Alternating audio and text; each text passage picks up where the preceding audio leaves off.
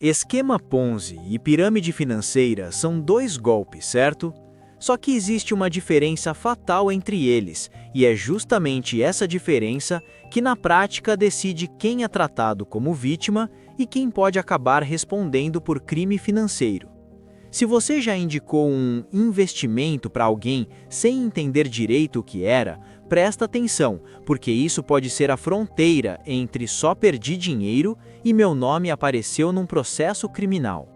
Eu sou o Paulo, esse aqui é o canal onde a gente disseca golpes financeiros como se fosse true crime, mas focado em finance, em formato quase de documentary. Se você curte ver a anatomia de fraudes, esquemas com cripto, histórias de gente comum que cai em promessa milagrosa, já se inscreve e ativa o sininho, porque isso literalmente pode proteger seu CPF. E se você veio do vídeo anterior, True Crime, a mulher do Ponzi Scheme perfeito, caso real, hoje a gente vai sair do caso específico e entrar na parte que quase ninguém explica, o que a lei vê quando olha para esses esquemas. Antes de falar do artigo de lei, juiz, Ministério Público, você precisa entender uma coisa básica. Ponzi e pirâmide não são sinônimos.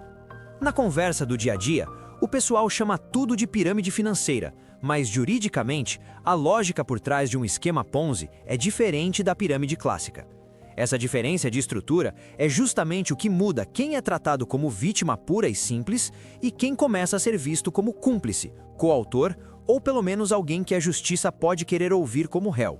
E calma que ainda hoje eu vou te mostrar como isso aparece, por exemplo, nos golpes com cripto e renda fixa milagrosa. Vamos começar pelo tal do esquema Ponzi, que é um nome chique para um tipo muito específico de golpe de investimento. A ideia é assim. Alguém diz que tem um super negócio que rende muito mais que qualquer aplicação normal, com retorno previsível, quase sempre garantido e sem explicar direito como esse dinheiro é multiplicado. Na prática, os rendimentos que você vê caindo na sua conta não vêm de lucro real, vêm do dinheiro que as pessoas novas estão colocando no esquema. Enquanto tiver gente entrando, o golpe parece funcionar, e é justamente esse funcionar no começo que dá a sensação de que é sério. Imagina que você investe R$ 1.000, com a promessa de 10% ao mês, todo mês. No primeiro mês, pinga uns R$ 100 para você, bonitinho. No segundo mês, mais 100. E você pensa, cara, achei a mina de ouro. Só que esses R$ 100 não vieram de um negócio genial. Vieram do dinheiro de outras pessoas que entraram depois de você. Em muitos esquemas Ponzi, você nem precisa recrutar ninguém.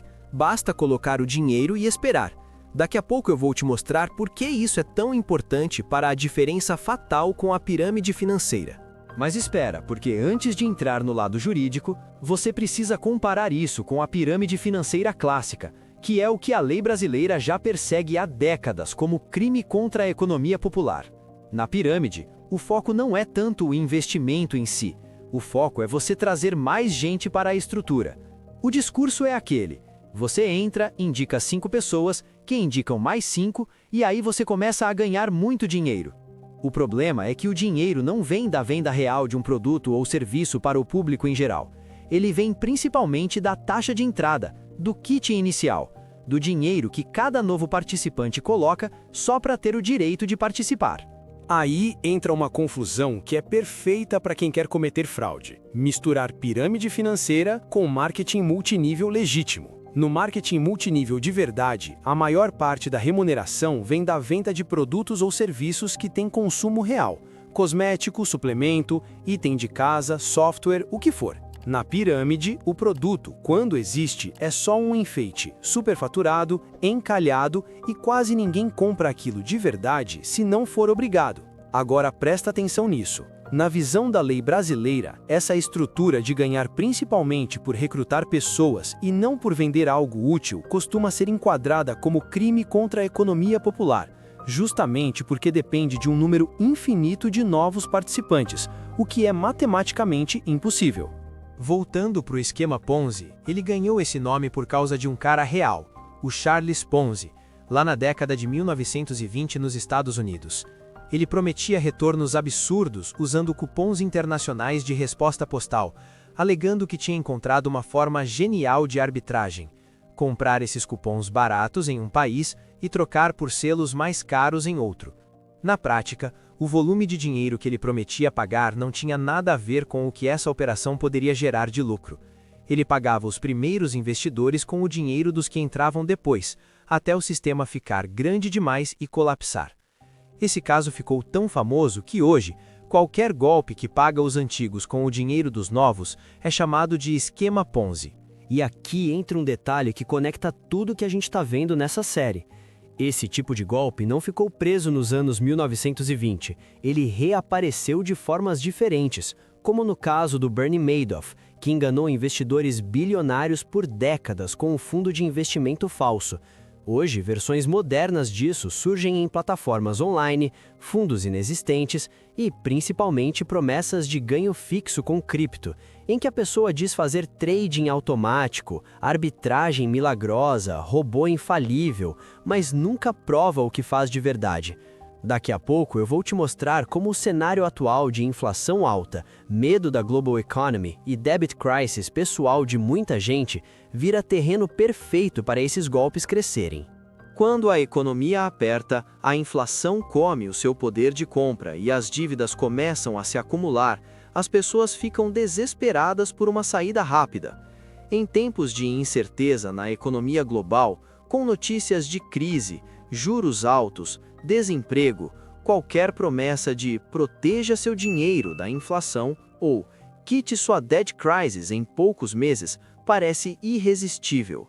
É aí que quem monta esquema Ponzi ou pirâmide financeira entra, usando um discurso meio antissistema, dizendo que bancos são vilões, que o governo não quer que você saiba desse segredo.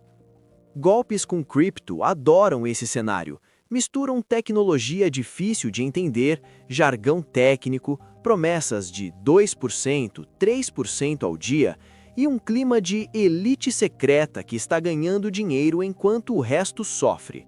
Agora que você já enxerga o desenho geral, vamos na diferença fatal entre esquema Ponzi e pirâmide financeira, do ponto de vista jurídico.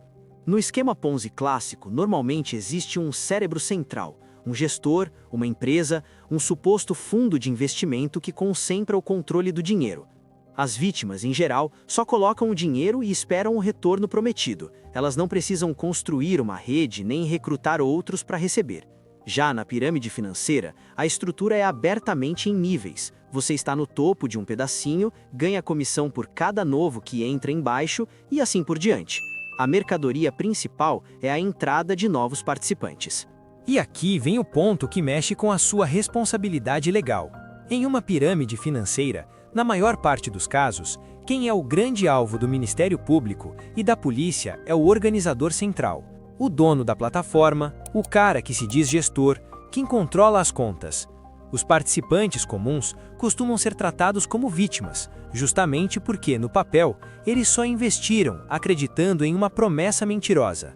Claro, se a investigação prova que alguém ali dentro sabia que era golpe e mesmo assim ajudou a captar dinheiro, essa pessoa também pode responder por crime financeiro, por estelionato, por crimes contra o sistema financeiro. Já na pirâmide financeira, a lei brasileira costuma olhar com muito mais atenção para os líderes de rede, os diamantes, presidentes, embaixadores, como você quiser chamar, porque eles não só participam, como ajudam a estruturar e manter o crime. E aqui a coisa fica desconfortável. Quem é visto como vítima e quem pode ser visto como cúmplice? Em linhas gerais, vítima tende a ser quem colocou dinheiro, acreditou na promessa, não tinha acesso a informações internas e não teve papel relevante de comando ou expansão. Se você convidou um ou outro amigo sem comissão relevante, sem ganhar grandes bônus, em muitos casos você continua sendo considerado vítima, mesmo tendo indicado alguém. Cúmplice em potencial começa a ser quem ganha muito dinheiro com comissões, organiza eventos, treina equipes para recrutar, usa sua influência para dar credibilidade ao negócio, especialmente quando já existem sinais claros de que a coisa não fecha. Influenciador digital que empurra investimento duvidoso para milhares de seguidores sem checar nada, pode sim ser chamado para se explicar num processo. Vamos trazer isso para um exemplo moderno com cripto, porque é exatamente aí que muita gente está se queimando sem perceber. Imagina uma plataforma que promete 3% ao dia todo dia, com um robô de negociação de criptomoedas infalível. Você coloca dinheiro, vê um saldo crescendo na tela, recebe até alguns saques no começo. Se você só investiu sem ter nenhuma função ali dentro, a tendência é que você seja tratado como vítima. Agora, se você virou líder, montou o time, recebe comissão por trazer novas pessoas, faz palestras, lives, posta print de ganhos irreais para convencer outros, a justiça pode muito bem entender que você ajudou a sustentar um esquema Ponzi ou uma pirâmide financeira disfarçada, e aí o seu papel deixa de ser apenas de coitado que perdeu dinheiro. Mas espera, porque tem um medo que muita gente tem e não fala em voz alta. E se eu divulgar alguma coisa sem saber que é golpe, posso ser preso? De novo, aqui nada substitui conversa com o advogado, isso não é aconselhamento jurídico, mas dá para te dar um norte. Quem está bem mais exposto é quem pela posição tinha o dever de desconfiar e investigar melhor. Donos, sócios, grandes líderes, influenciadores que recebem muito dinheiro para fazer propaganda. Se você foi enganado junto, ganhou trocado, não tinha acesso a nada e parou de divulgar quando começaram a aparecer denúncias, a situação é uma. Se você continuou empurrando o negócio mesmo com alerta de órgão regulador, reportagem negativa, gente reclamando que não conseguia sacar, aí a conversa muda de figura. Como é que você evita cair num negócio desses e, de quebra, evita botar seu nome numa possível investigação? Primeiro, desconfie de qualquer retorno garantido muito acima da média, especialmente quando vem com aquele discurso de sem risco, todo dia, chover dinheiro. Segundo, presta atenção se o principal incentivo é recrutar gente e formar equipe, em vez de vender algo que realmente tenha uso e preço razoável no mercado. Terceiro, olha com carinho para a dificuldade de sacar. Se para tirar seu dinheiro você precisa esperar demais, pagar taxa absurda ou pior, trazer mais gente para liberar o saldo, isso é um sinal clássico de Ponzi ou pirâmide se segurando para não desmoronar. Outro ponto que quase ninguém verifica é: esse negócio tem registro onde deveria ter? Investimento financeiro, em regra, precisa passar por órgão regulador.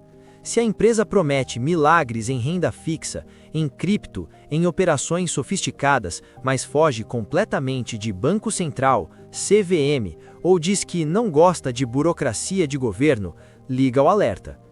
Muitos desses golpes ainda combinam isso com aquele cenário que a gente falou. Aqui você protege seu dinheiro da inflação. Aqui você se livra da debt crisis em poucos meses. Enquanto a global economy afunda, nós estamos prosperando. Você já ouviu algo assim? Se sim, pergunta para si mesmo: eu realmente entendo de onde vem o dinheiro que estão me prometendo? Estamos prosperando. Você já ouviu algo assim? Se sim, pergunta para si mesmo: eu realmente entendo de onde vem o dinheiro que estão me prometendo? Existe uma regra de ouro que vale para esquema Ponzi, pirâmide financeira, cripto da moda ou negócio secreto. Se você não consegue explicar de forma simples e honesta de onde vem o dinheiro, provavelmente ele vem do bolso de outra pessoa que entrou depois de você. E quando o dinheiro de novos participantes é a principal fonte de pagamento dos antigos, isso não é investimento, é um castelo de cartas. Nesse cenário, muita gente vai virar vítima no papel, mas alguns poucos, normalmente os que mais elogiam o sistema enquanto está pagando, podem acabar no banco dos réus. Você prefere estar em qual grupo? Se você chegou até aqui, agora já consegue enxergar a diferença prática. Esquema Ponzi é aquele golpe que se disfarça de investimento genial, paga os antigos com o dinheiro dos novos, normalmente comandado por um gestor central. Pirâmide financeira é a estrutura em rede, focada em recrutar pessoas, em que o dinheiro circula principalmente na hora da entrada, por meio de taxas, kits e bônus de indicação. A diferença fatal, do ponto de vista legal, é que no Ponzi clássico, o participante comum tende a ser tratado como vítima, enquanto na pirâmide, os líderes e quem ajuda a expandir a rede podem ser vistos como parte do crime financeiro.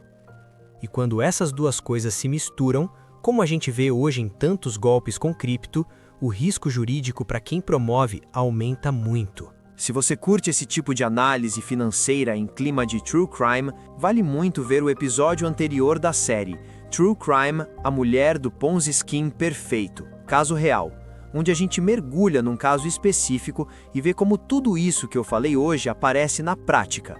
E já vou te avisando, no próximo vídeo, 5 sinais que seu chefe roda um Ponzi Scheme, perigo, a gente vai levar esse conhecimento para o ambiente de trabalho e ver como certos comportamentos de chefia podem indicar que tem algo bem errado na forma como o dinheiro circula dentro da empresa. Se esse vídeo te ajudou a enxergar com mais clareza a diferença entre esquema Ponzi e pirâmide financeira, clica no like porque isso mostra para o YouTube que esse conteúdo é relevante e faz o algoritmo entregar para mais gente que precisa ouvir isso.